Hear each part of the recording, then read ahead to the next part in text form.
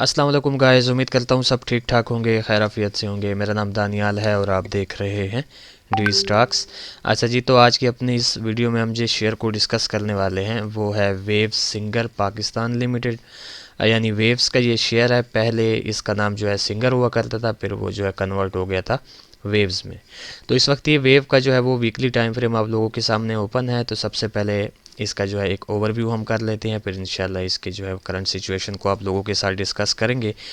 तो मैं बेसिकली इस पॉइंट से जो है वो स्टार्टअप लेता हूँ अपने एनालिसिस का। ये बेसिकली 2007 का जो है वो साल है। तो 2007 में जो है वेव्स ट्रेड कर रहा था ऑलमोस्ट 8 रुपीज़ पे। 8 रुपीज़ से जो है इसमें एक हमें अपसाइड की जो है वो काफ़ी स्ट्रांग बायर्स की मूवमेंट एक नज़र आई और इसने अपना एक ऑल टाइम हाई जनरेट किया 47.84 रुपीज़ का। उसके बाद जितनी ही तेज़ी से ये अपसाइड की जानिब गया था उतनी ही स्पीड से जो है इसमें सेलर्स ने जो है वो एंट्री ली और इसको दोबारा जो है उन्होंने ऑलमोस्ट 7 रुपीज़ तक जो है वो इसे ले आए। उसके बाद अगर आप लोग फोकस करें तो 2009 यानी ये बेसिकली वही क्रैश था 2008 वाला। तो 2009 से लेकर जो है कम से कम 2016 चौथे महीने तक ये बेसिकली इसी रेंज में जो है वो ट्रेड करता रहा। इस रेंज की जो अपर साइड थी वो 21 रुपीज़ की थी और जो इस रेंज की लोअर साइड थी वो 6 रुपये की थी। ठीक हो गया। तो 2016 में जो है इसने इस रेंज को अपनी ब्रेक किया और ब्रेक करने के बाद फिर हमें जो है इसमें काफ़ी स्ट्रांग बायर्स की मूवमेंट नज़र आई। उन्होंने अपना प्रीवियस जो ऑल टाइम हाई था उसको ब्रेक किया और ब्रेक करने के बाद वेव्स ने जो है एक अपना knew all time high create किया जो कि था ऑलमोस्ट 55 रुपीज़ का। तो 55 रुपीज़ का ऑल टाइम हाई जनरेट करने के बाद जो है इसमें फिर काफ़ी स्ट्रांग जो है वो सेलर्स आए और उन्होंने फिर इसको दोबारा जाकर फेंका 11 रुपीज़ के लेवल पर।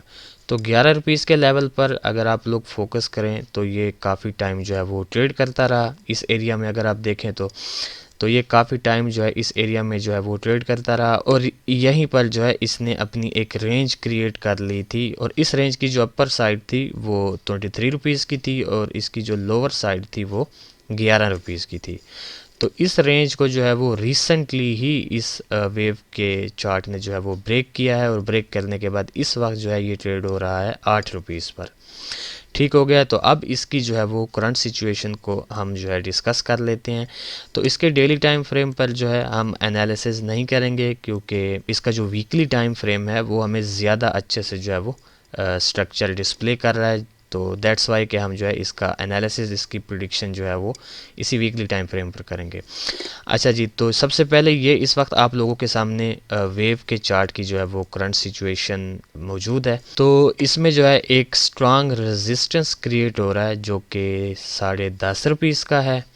इस 10.5 रुपीज़ के रेजिस्टेंस के बाद इसमें एक और रेजिस्टेंस क्रिएट हो रहा है जो कि 9.5 रुपीज़ का है, यानी 1 रुपीज़ का डिफरेंस है। और उसके बाद इसमें जो एक काफ़ी स्ट्रांग मेजर सपोर्ट जो क्रिएट हो रहा है वो 7 रुपीज़ का है। तो इन तीनों लेवल्स को जो है आप लोगों ने फोकस में रखना है क्योंकि ये तीनों लेवल जो हैं इसके काफ़ी स्ट्रांग और वर्किंग लेवल्स हैं। तो अब बात यह है कि इसके जो हमने स्ट्रक्चर्स हैं वो भी डिस्कस कर लिए। इसमें एज सच कोई ट्रेंड लाइन भी जनरेट नहीं हो रही, तो इसका जो हम एनालिसिस करेंगे वो प्योर स्ट्रक्चर बेस पे करेंगे।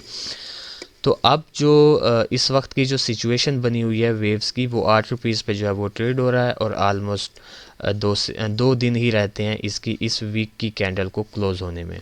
तो इसमें जो एक scenario according to its chart जो मुझे लग रहा है बन सकता है वो ये है कि वेव्स जो है वो दोबारा इस 7 रुपीज़ वाले लेवल तक आ सकता है क्योंकि जो मार्केट की कंडीशन बनी हुई है और जो वेव का चार्ट हमें शो कर रहा है इन दोनों के हिसाब से मुझे ये लग रहा है कि ये दोबारा 7 रुपीज़ तक आ सकता है। तो 7 रुपीज़ तक अगर इन केस ये आपको मिलता है तो आप इसको बिल्कुल जो है वो विदाउट एनी डाउट जो है इसको बाई कर सकते हैं with stop loss of 6.5 rupees का, यानी 50 पैसे का आप लोग स्टॉप लॉस रख सकते हैं और आपका जो पहला टारगेट होना चाहिए वो 9.5 रुपीज़ का होना चाहिए।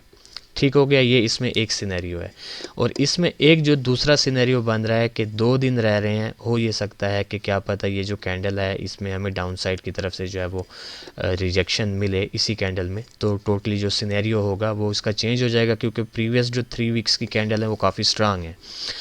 तो ऑन दैट बेसिस हम ये चीज़ भी इससे एक्सपेक्ट कर सकते हैं कि अगर यहीं से यानी 8 रुपीज़ से ही हमें इसमें अपसाइड की मूव नज़र आती है तो हम इसको जो है कम से कम 9.5 तक, या तो ये जो एक लेवल आ रहा है तकरीबन 8.80 का, तो इस लेवल तक जो है हम इसको ज़्यादा एक्सपेक्ट कर सकते हैं इसकी करंट सिचुएशन से।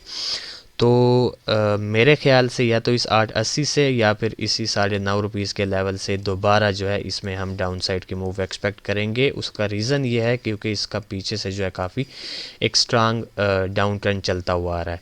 तो अगर ये सिनेरियो बनाता है कि यहीं से 9.5 तक जाता है और 9.5 से दोबारा हमें इस 7 रुपीज़ के लेवल पे मिलता है, या 7 रुपीज़ के लेवल पर या फिर 7.80 के लेवल पर, यानी ये जो एक आपको एक हल्का सा इसका स्ट्रक्चर नज़र आ रहा है ये वाला, तो अगर ये इस लेवल पर भी आता है अपसाइड यानी 9.5 के बाद दोबारा इसी लेवल पर आता है 7.80 तक या 7 तक, तो आप इसको दोबारा जो है वो बाय कर सकते हैं विद द टारगेट ऑफ 9.5, और आपका जो स्टॉप लॉस होना चाहिए वो 6.50 का होना चाहिए। तो जो वेव्स है इस वक्त की जो इसकी कंडीशन है, एक तो ये अपने ऑल टाइम लो के राउंड अबाउट आया हुआ है।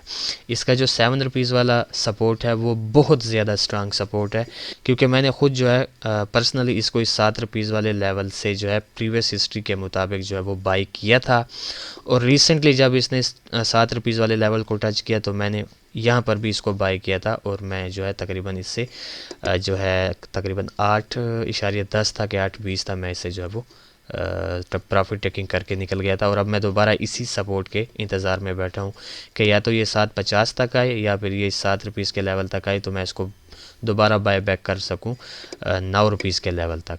ठीक हो गया। तो ये दो सिनेरियोज ही बेसिकली इस वेव के चार्ट में बन रही है। इन बिटवीन 9.5 से लेकर 7 रुपये के दरमियान जो है आपने कहीं भी बाई नहीं करना।